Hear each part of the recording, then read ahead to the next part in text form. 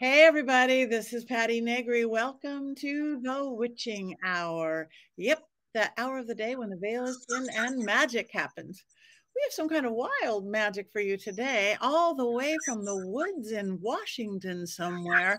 I have author, occultist, witch, tantric master, werewolf. I could go on and on and on. You may recognize him because he's been once on before, and I rarely bring back people twice. But let me reintroduce Denny Sargent. Thank you, Denny. Thank you so much, Patty. I'm really happy to be on your show again. I had so much fun last time. I am so glad. And now, if everybody, for those who are not watching it on video and getting it audio, if you hear all sorts of wonderful noises and birds and things, it's real. He is outside in the woods as well. He should be. And it looks like a fake background for those of us who could see it, but it's not. No, it's my these trees are between 1 and 200 years old, and my dog will be barking. The crows are going. Yeah, it's a thing. Perfection. I love it. So anyway, last time we were talking about we were talking about your werewolf books, which are great, and you teaching at my school. But you have a new book out, very different, right? I do. My new book is completely different from what I've been doing. I've been working on this book on the side for about 25 to 30 years. It's called Tantra for All. While I am involved in lots of other things, I'm a third degree Welsh Trad witch. I'm involved in other occult groups and things. I pretty much do everything in the esoteric world because I'm one of those people, and I just like to have fun. But my nightly work, my nightly meditation is a tantric one, and I've been doing that for many decades now, probably 20, 30 decades. That's the one thing I do. That's the one practice I do every single day. And I've been very blessed to be given the lineage, been given the initiation into what's called the Adi Nath Sampradaya. Sampradaya means a lineage, and the Nath means Lord. The original Lord Nath is Shiva, but the Nath Sampradaya, the Nath lineage goes back thousands of years. We actually have it all charted out and how it came down. So I'm very lucky to have gotten it in 1980. I was a clueless punk rocker in New York, and I really didn't know what I was doing, but it turned out to be an incredibly important part of my life. And Dadaji, there's been some turmoil in the lineage.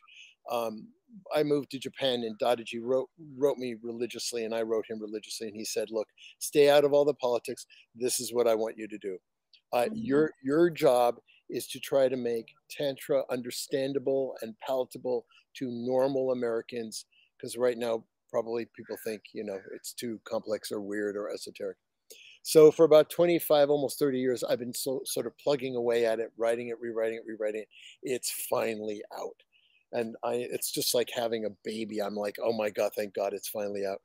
That's Um, beautiful. So yeah, what is tantra? So if everybody listening or watching is going, I've heard the word and we know it's something sexy. What is this? So now that this is your job in the world to explain it to regular old Americans, what is tantra? well, first of all, most of the tantric books out there are about sex because sex sells in America because we're kind of a puritanical culture that, are obsessed with sex. Tantra means weave, to weave. It has a couple of variant translations from the Sanskrit, but to weave is my favorite one. It also means a star, but Tantra is essentially the oldest strata of magic and religion in the Indian subcontinent. It's it it it's it root it comes out of the Mohenjo-daro culture, otherwise known as the Harappan culture, which was prehistoric. We don't know much about it, but we do know that it was about 5 to 10,000 years old. The date keeps getting pushed back, and these were the original indigenous people of what is now India and Pakistan.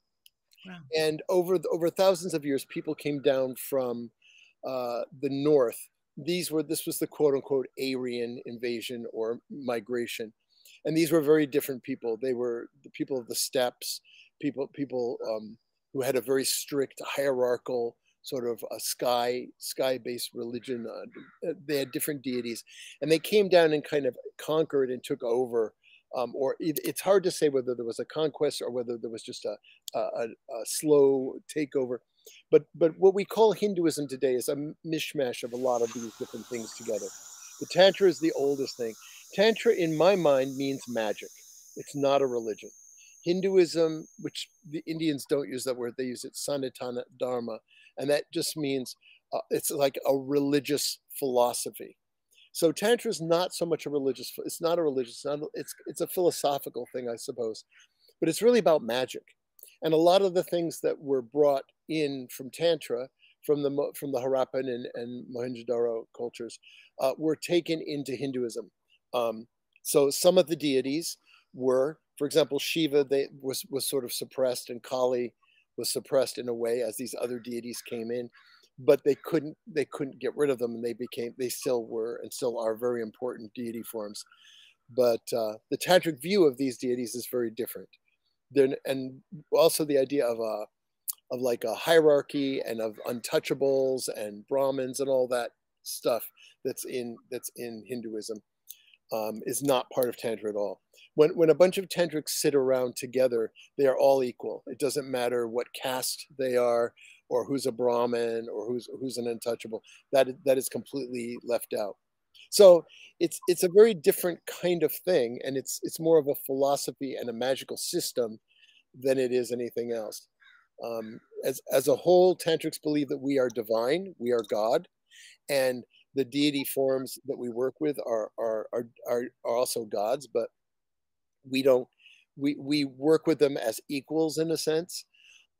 It's kind of similar to the craft in many ways. I mean, I was more into Celtic. My witchcraft training was more Celtic and Welsh and Celtic stuff. But the idea that we are equal, that we are divine, and therefore we can work directly with the gods. And that's pretty much what I do every night. Is I do a meditation and I invoke the gods, spirits, ancestors, gurus, elementals, genus loci, and all wild things that play. And then I honor the gurus, and I honor a lot of things. And then I may do work with Shiva. I may do work with Kali. I may do work with Lakshmi, who brings money and wealth. I may just simply every night. Recently, I've just been keeping it open to the divine, and then I go into a deep trance state, I guess, and then I work with my Atman, my holy guardian, my guardian spirit, as Dadaji calls it. And so once I have that connection with my inner self, and Tantra helps with all that, then I listen to what my inner self has to say. I listen to what my holy guardian spirit has to say, and he usually just gives me a lot of grief. You're not doing this, and why are you doing this? And you're partying too much, and and I have Post-it notes full of like what I should be doing, right? So that kind of gives you a general idea of what it is. Sort of. So it sounds like it's very much a meditation-based practice that takes you elsewhere. Yeah, meditation is definitely a major part of it. Everybody needs to be working in order to get centered and get to start to work with these divine forces. You've got to meditate, and you've got to push your ego to the side. And it gets better and better after 30 years of doing this, that I'm able to do that. But really, it's also about joy and ecstasy, and sexuality is, of course, a part of it. It's just not an obsessive compulsive part of it. It's a free, open way of working magic that there's no taboos. A lot of the Hindu texts we don't really work with. So the Vedas, for example, which are extremely ancient and come from the north. Dadaji, our guru, Sri Gurudev Dadaji Mahendranath, honor to him. He said, he says point blank, we are not Vedic, we are Avedic. Avedic means we don't have holy books. The closest thing we have is the Tantras, which are extremely old, and a lot of them have not been translated yet. So some of the lineage people that I am in touch with are actually Sanskrit scholars and are translating still these tantras that are like 1,000 years old, 2,000 years old, some of them, because nobody's really cared about them. But the tantras are books of magic. It's almost always Shiva and Shakti, the god and goddess, right? And everything in Tantra is Shiva and Shakti, yin and yang, however you want to see it. And the Tantras are usually Shiva is talking to Shakti and saying, oh, let me tell you something important. It's something esoteric. And then some of them are Shakti saying to Shiva, Shiva, you really need to pay attention. I got stuff to tell you. So it's more about magic, and it's done in a conversation. And then we take these things and slowly but surely work with them and find them as they're successful.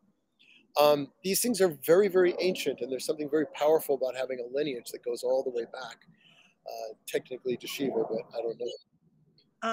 That sounds wonderful, but so it sounds it's like a philosophy, at least getting to know the deities and Right. things.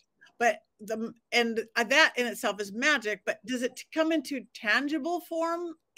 How does it come into tangible form versus Shiva Shakti? This is what you should do, and bad Denny and good Denny. Yeah. Those are just the texts, but what those texts encode, what those tantras encode, is what to do and how to get stuff done.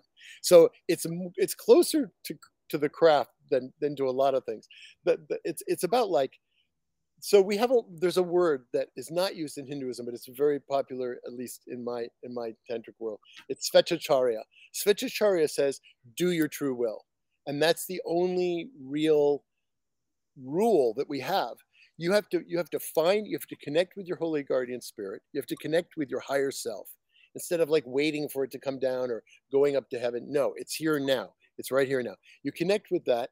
You meditate, you center yourself, and then you do what it is you're supposed to be doing in this world. And apparently, I'm supposed to be writing books, so that's what I do.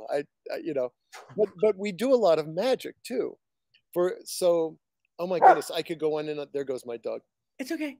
Yeah, he's gonna be barking. There's crows, and he's barking at the crows. So there you go. It's okay. Okay, you get your message, what you're supposed to do. How does it help you in your day-to-day, both your mundane life, right. I'm Denny, I live on planet Earth, gravity, regular body. How does it help your day-to-day life? In lots of different ways. I mean, sometimes for example, I'm a big fan of Ganesh. Everybody's a big fan of Ganesh. I'm sure you're a fan of Ganesh. I'm a fan of Ganesh. Every single occultist I know has Ganesh somewhere. That they don't get involved in Tantra at all, but they're into Ganesh. And especially I was in the hospital last year, and I was chanting to Ganesh all the time for a very specific reason: get me out of here and make sure everything's okay. And they thought some horrible things were happening with me, and I ended up having 2 heart surgeries. But everything was okay. Everything went through, and I really, doing lots and lots of work with Ganesh, I think got me through a very difficult situation. Now, people can say what they want, but whether we want to believe that the god Ganesh did it or that my will focusing on this deity form got me through it. So, I do different, I do magic for people. I do healing.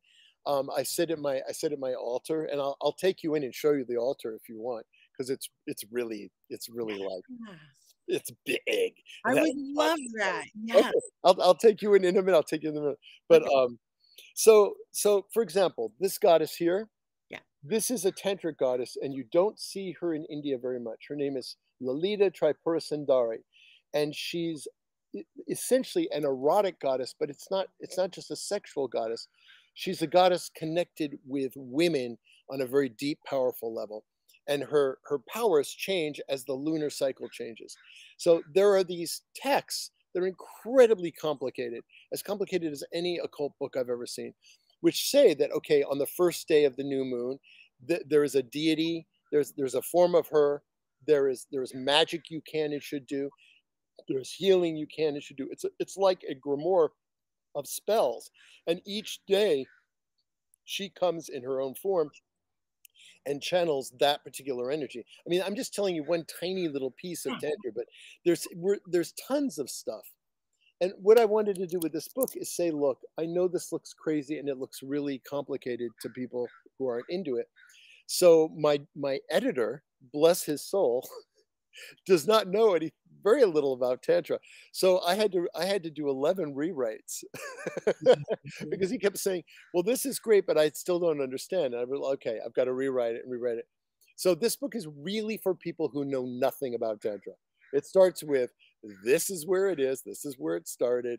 And then I work through every single thing in a very simple, comprehensive way. And I know because my editor, if he thought that it was at all complicated, said you rewrite, rewrite, rewrite.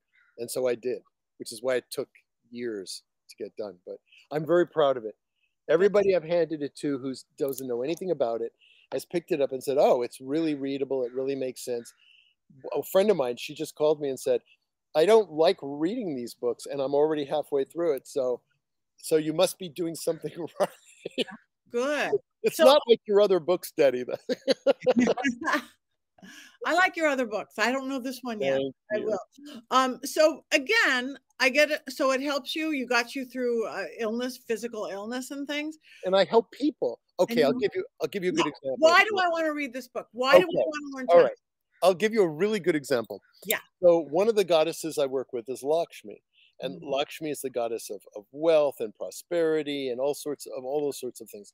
She's actually much older. She used to be the wife of Shiva, and then when the Aryans came in, they made her the wife of Vishnu. So, but that's a very simple. I'll show you more pictures at the altar. But that's a very simple image of Lakshmi. Okay, and she's like sweetness and light. The one thing I warn people about if they work with Lakshmi is you'll gain weight because she's the mom and she always gives you everything, and all of a sudden people give you desserts. But once I start working with I see the deities I work with as like my friends. They're my buddies, and so when I need something, and I'll give you this example. When my ex-wife and I were together, we traveled a lot, we did a lot, and one of the things we did long ago was try to find a house, right?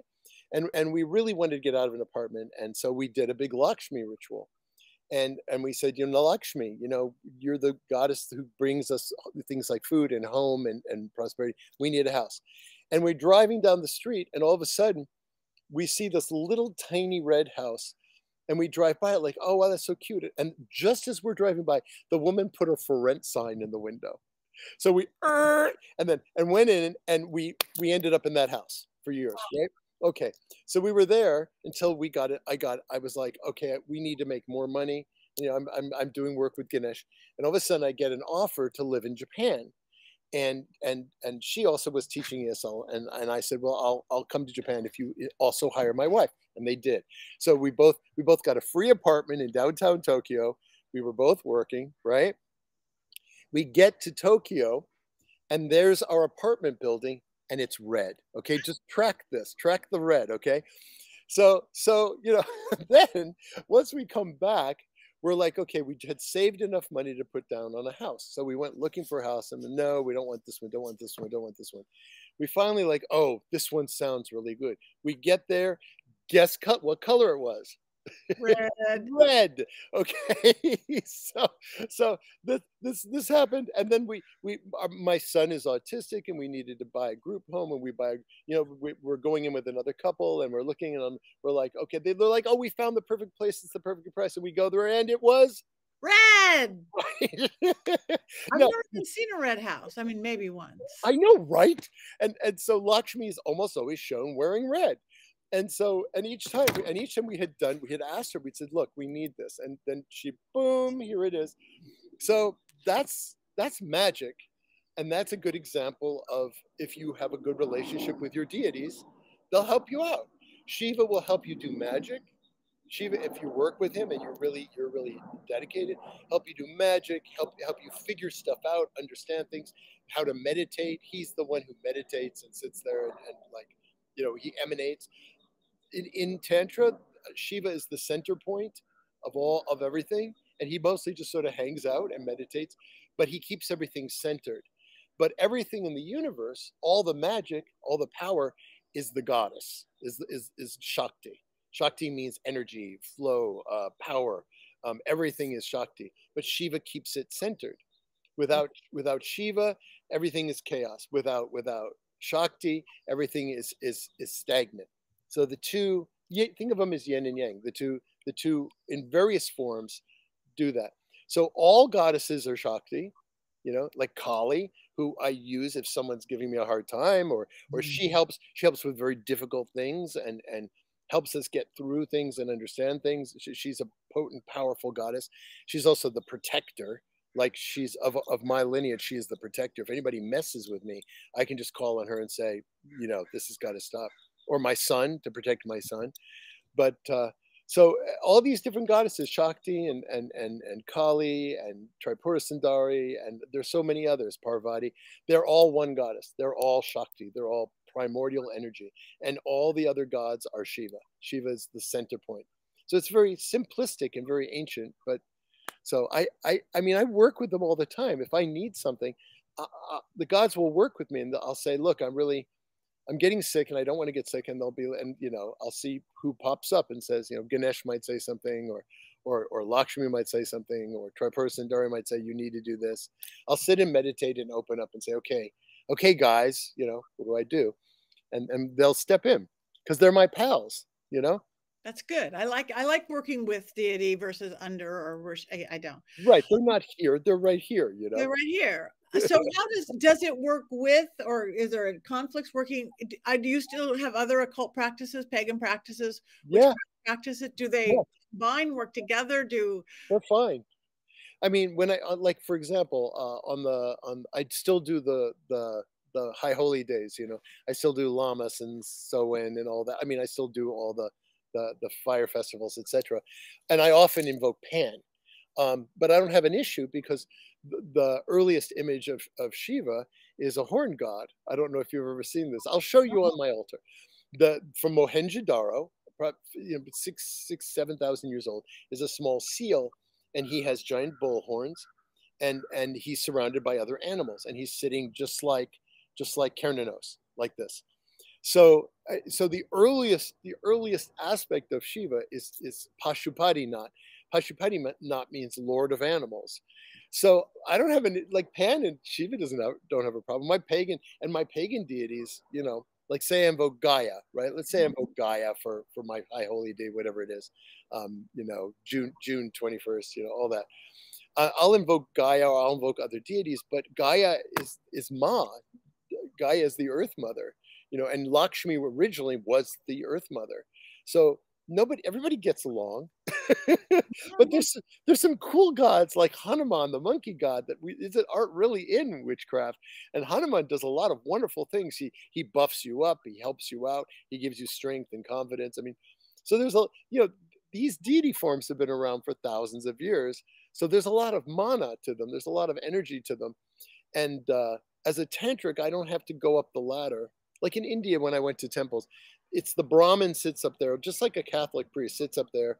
You sit down there and he does all the ritual, and then he blesses the prasad, which is like the Eucharist. It's cakes. Cakes are fruit.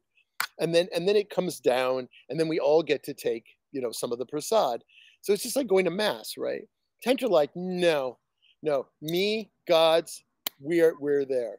When I invoke, I offer them food, and then we eat. Then I say, this is what I want, you know, and then I eat some of the food, and then the people in my group take some of the food, and each one holds up what's called the arti tray with a candle and all this stuff with the food. Once we've invoked the god and goddess, I probably should step back and say a little bit more of that, because it's not so different from witchcraft. Okay. Now my coven in New York, we did drawing down the moon, and I'm sure you know exactly what that is. Yes. So that is exactly the same as Tantra, except we don't do it for just the moon goddess. We do it for all the deities. So we have an image on the altar, and in a minute I'm going to take you in there and I'll show you. We have an image on the altar. So when we're doing a puja just means a ritual, a magical ritual. So when we're doing a puja, let's say to Lakshmi, I will have the whole altar set up for a Lakshmi with flowers and food and everything, and honor that deity, right? Then we do her mantra, you know, Om Hring Shring Lakshmi Nama Swaha, or whatever, and we have a whole ritual that we do, and it's a very ancient ritual process, and I go through it and explain it step by step how each puja should be done. You should do this first, then this first. You always start by invoking Ganesh before you even start the ritual, because he removes obstacles. And then we say, as we start, we say a mea culpa, like if we screw up, we're sorry. You know, so there's a whole way of doing this. It's been around forever and ever, and it works really well. And then once the deity, we've invoked the deity and we've done some drumming or we've done whatever we need to do, we bring the deity into the image, the murti. Murti is what they call it. It could be a picture or it could be a statue. And there's a whole way of doing it. Once the deity is there, once Lakshmi is there, it's very, very, it's just like drawing down the moon. Everybody in that room knows exactly that it's there. Like all of a sudden the whole room gets lit up by the deity is sitting there. And once the deity is there, we're like, hey, what's up? Hey, we're going to give you some food. We're going to give you some music. And we would like you to find us an apartment. It's quid pro quo. You know, Lakshmi's happy that we've called her down. We're giving her all this stuff. We're giving her lots of love. We're having fun. And then we ask her, can you please do this for us? And she's like, yeah, okay, we can do that. I mean, as much as possible, some things the gods are like, yeah, you're going to have to wait on that one, or let's try something a little bit different. It's not like casting a spell where, you know, it's more like you're asking mom, you know, can I have this? And they rarely say no, but sometimes they say, you're not quite ready for that yet, or it's not, the stars have to align in a certain way for that to happen, you know. And then we hang out and we party with the deity for like quite a while. We play drums, we chant, we laugh, we smoke some ganja. It's perfectly legal here, so I can talk about it. But and Shiva is the god of marijuana. I don't know if you know that, but if you just type in Shiva smoking pot, and you'll see all the images of Shiva. Shiva, it is his sacred, it's his wine, it's his sacred thing. So it's perfect. It's part of our ritual, actually, if it's legal wherever you are. But we often, people who don't smoke, we just light it up and hold it up to Shiva because that's his thing. So we do all this stuff, and our pujas last. When I had a group, I had a kula means family. I had a group for quite a while until the divorce kind of threw things. But I have people coming in, and I'm doing pujas now. The pujas could last anywhere from 3 to 6 hours. Because we're having fun and we party with the god, you know, and we're laughing and we're joking and it's just the whole room is like lit up, you know. It's like a really good witchcraft circle, right? Where everybody's like having cake and, you know, partying and chanting and yeah. And so, and then we close down, we end, and we say thank you so much, and the deity is leaves in a positive way, and then the place is a complete wreck, and I have to spend the next day cleaning. Oh, wow. It sounds fabulous. It sounds good. It sounds, again, very hand in hand with. So you had mentioned your inner god, or a different terminology than we use in pagan circles. Is that have an alignment to different words to the same thing? Sure. In Tantra, they use the term Atman. Atman means your soul, your spirit. Okay. When you die, what moves forward? It's that, right? And so, and I'll say this, in India and in Tantra, it's extremely important. I mean, most people, and probably more or less including myself, believe in reincarnation. And if you believe in reincarnation, you have to believe in karma. And if you follow that, then it makes sense that our soul is eternal, right? Our spirit is eternal. But unlike other religions where it's like, well, the soul is eternal and that's it.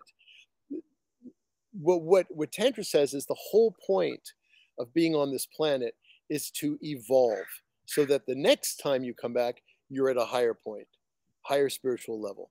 And then that's the whole idea. So one reason I'm meditating every night is to grow and get rid of things that are negative in, you know, all the stuff that society and my parents and school and everything dumped on me, and just become a better, kinder, more together person. And I mean, it's hard work, but it's what Tantra's for. Like, if you're a tantric, sure, you want to get red houses and stuff, but you want to evolve and you want to become a holier person. The goal is to reach samadhi, or a state of consciousness in union with the infinite. Well, I don't know if I'm going to make it to that, but I'm a better, wiser, sharper, nicer person than I was, and I've learned a bit. There's a thing called in Tantra, there's a thing called the 5 kleshas, which is what you're working on, and it's ignorance, ego, attraction, repulsion, and fear of death, and those are the things you spend lifetimes working on. not being pulled this way or that by attraction or repulsion, pushing your ego, being able to push your ego to the side so it's not running your life, because that's not really who you are. Right. You are your Atman, you are your light, your star. You are a higher being. But your ego is a good thing. It helps us survive, helps us, talk and buy things and go to work. But it's not who we are.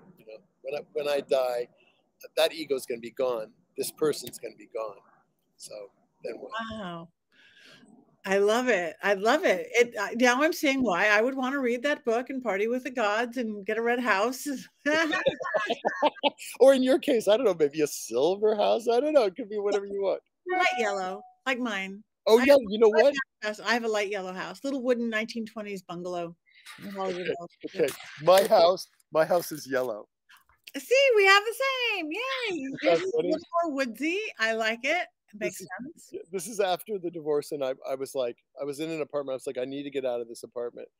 And I wasn't working directly with Lakshmi, but I was working with all the gods. I said, look, I need out of this apartment. I need a house. And I kept doing tarot, because I mixed that in with my, I mixed stuff together, because I kept doing my meditation and and I was really miserable, and I didn't like this apartment.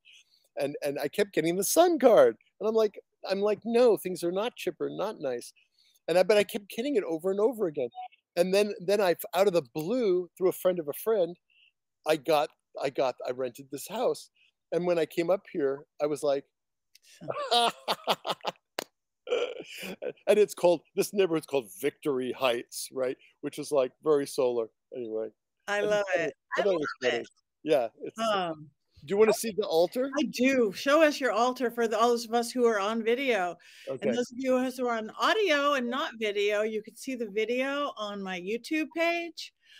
You eventually will be able to see it at paraflix.com. Otherwise, use your beautiful imagination and see what we're going to look at. Just remember that I'm attractive, thin, and have wavy black hair. Gorgeous. Unless you're watching this, then you know I'm lying. Okay. So this is my altar. Beautiful. I can kind of show you a few of the things, but you can see. Yes. Let's start with Ganesh, who's down here. I've got like a condo. I've got multiple layers of my altar. I had a tantric initiation here over the weekend, so there's a lot more flowers and stuff. But that's Ganesh. That's from Bali, and he's been with me for quite a while. And you'll also see down here, that's a Shiva Linga. Shiva Linga is almost always seen on tantric altars. It represents, most obviously the male and female forms, but it's a lot. There's a lot more to it than that. And then I'll just sort of introduce you to some of my friends aside from Ganesh. Om Gong Ganapate Namah. So on this side, it's going to be hard for me to do this, but I think I can pull it off. On this side, so there's Ganesh in the middle. Okay, let me see if I can do this without making things too crazy. So that's Ganesh. Then on this side is the goddess Tripura Sundari. And because I'm a tantric, she's one of the main deities that I do. She's like the goddess of magic, among other things. So that's Tripura Sundari. I don't know. Am I getting this well? It's hard. Yeah, pretty good. Okay, all right. And there's another red image of Tripura Sundari. There's my beautiful Kali statue. I have a picture of my son right here, because I'm always, at the end of every puja, I honor him and hope for the best for him. This is Lakshmi. This is my Lakshmi statue. I have two of them, but they're hard to see. And I obviously work with her a lot. I have my book on the middle of the altar because, well, why not? I'd like it to sell. I always have flowers. I always have fruit. I'm always making offerings. And this is a very interesting form of the god. It's called Ahardnishvara, and it kind of is very topical. The tantric myth, Hindu and tantric myth, is that the god and goddess loved each other so much that they merged into one deity, and that's Ahardnishvara. You can see on the blue side, he's half Shiva and half Shakti, right? Half God and goddess. And it just makes so much nowadays with all conversations about trans people and so on. It's a good reminder, and I like it here because it's a reminder that all of us are both male and female. All of us, as Jung said, are anima and animus. All of us have male and female elements, and are, you know, and that our physical body is less important than our spiritual selves. So this, I don't know if you can see it. Let me see. I'll see if I can take it off the wall. This is the oldest image of Shiva. Wow. And you can see he's got horns. Oh, yeah. And he's surrounded by animals. And it's a cylinder seal. So this is a clay copy, and I got to see the original in India at the museum, and I was really honored to be able to do that. Because we view the gods that we work with as primal, as opposed to the slicker, more, you know, money oriented. That's kind of, that image right there is kind of what Shiva is popular as today. This is a really good image of Shiva too. I like this particular one because he's very primal, and he's very he's an avadut, meaning he has nothing to do with religious stuff. He just sits and meditates. But I kind of like his wild primordialness. There are many forms of Shiva. I mean, this little photo you can see down here, that photo is a Bhairav, who's kind of a more ferocious aspect. And I took that in Nepal, where it's a huge statue when you go into Durbar Square, one of the main squares. And this is the guru who passed the lineage on to those of us in the West and has passed away. That's Sri Guru Dev Dadaji Mahendranath. So he's up here. One of my favorite things that I have on here is the Sasquatch Shiva.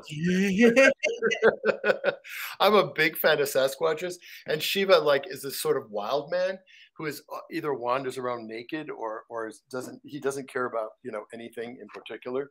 And I just love the Sasquatch Shiva. Oh, so I like that. Yes. So that's the whole thing.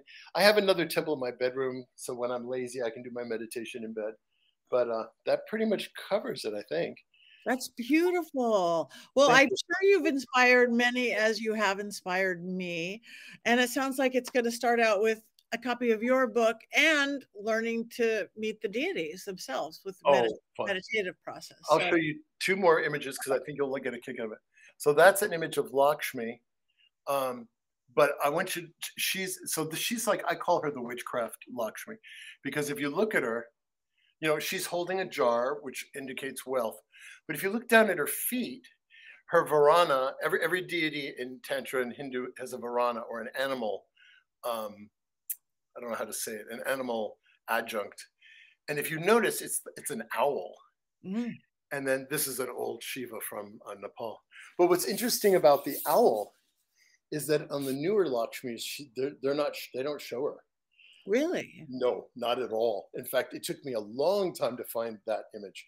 And I knew her Varana was an owl, but even when you look it up online, it doesn't often say that, because she predated Vishnu.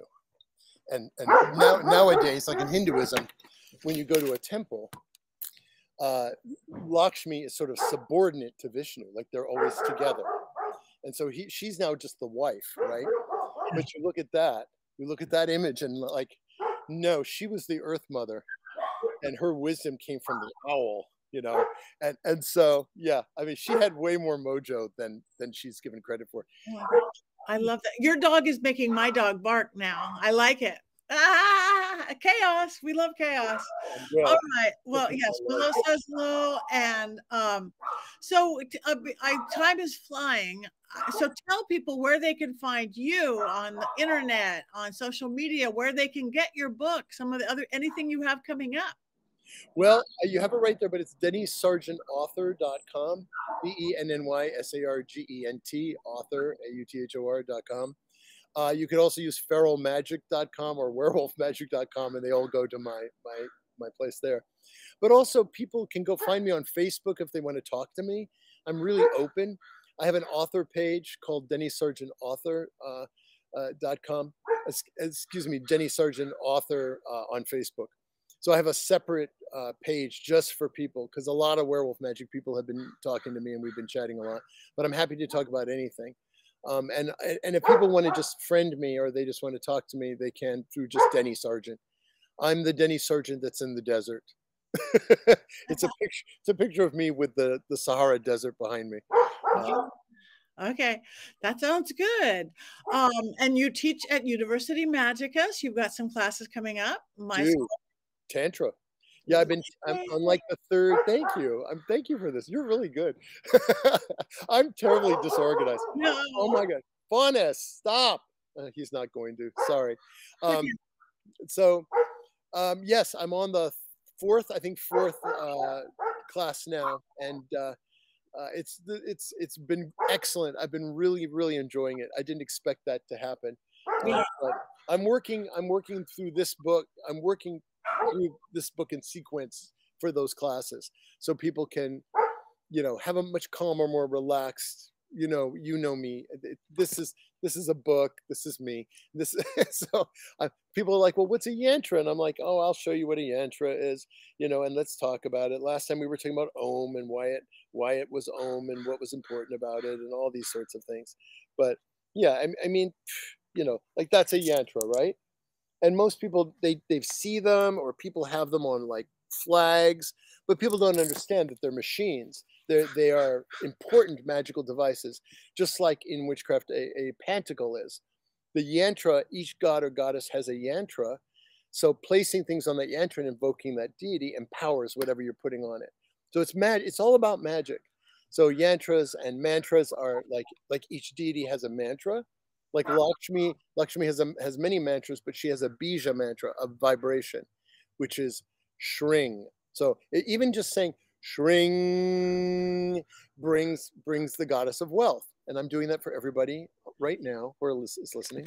Shring, I love it. Shring. Shring, and yeah, and her bija mantra is hring, right? And then Kali's is kring, and so there's a whole science to it that is really ancient, and it's really cool magic. And the fact that it's been used for thousands of years, like I find really powerful, right? Like this goddess Lakshmi has been invoked with the vibration shring for, thousands of years. So when it's like ringing a bell. When we call on her, she's right there. I don't have to think about it deeply. So there's a lot more to it, but anyway, that's enough of all that. No. This is beautiful. This is a great introduction. You guys check him out. Denny Sargent author, Facebook, Instagram. Get his book. I can't wait to get this one. His other ones are fabulous. So thank you for bringing your magic to the witch. Thank you, Patti. You are a delightful, wonderful, intelligent, vivacious person. I really enjoy it. You're probably my favorite podcast person ever. Thank you. Shring. Shring. Yeah, let's all get some prosperity. I like that. I'm gonna go shring away. It's like pre-Beavis and Butthead. It's like well, Om Hring Shring Lakshmi Namasvaha. May you do astoundingly well on every level. And me too, why not? And the person who's running the show too. And everybody watching. Everybody listening. So you got it. We've got it. We got magic. We always end with the will to love is the law to live.